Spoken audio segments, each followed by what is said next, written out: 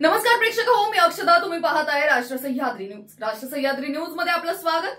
काही दिवसांपूर्वी नाशिक मुंबई महामार्गावर 8वा मैल जवळील पायलट हॉटेल समोर भर दुपारी पैलवान भूषण लहामगे याचा धारदार हत्याराने व गोळ्या झाडून खून करण्यात आला होता. या हत्या प्रकरणी भूषण याचा चुलत भाऊ वैभव लहामगे यास अटक करत वाडीवरे पोलिसांनी या गुन्ह्याची उकल केली आहे.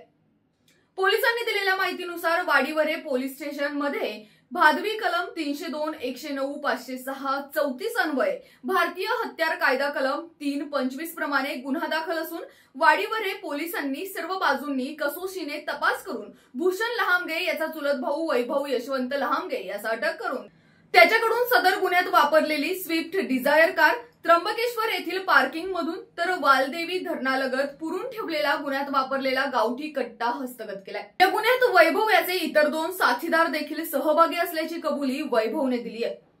ते अद्याप फरार आहेत. पोलीस त्यांचा शोध घेत आहेत. वैभव लहामगे ठाणे येथील वागळे इस्टेट मधील चेकमेट दरोडा प्रकरणातील आरोपी असून तो सध्या जामिनावर बाहेर आहे.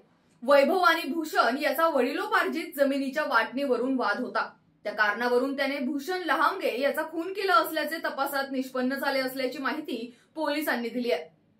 नाशिक शहरातील सरकारवाडा पोलीस ठाण्यात दाखल असलेल्या 10 किलो सोने घरफोडी प्रकरणात देखील वैभव लहामगे याचे नाव नाशिक शहर पोलिसांच्या तपासात समोर आले असल्याचे समजते.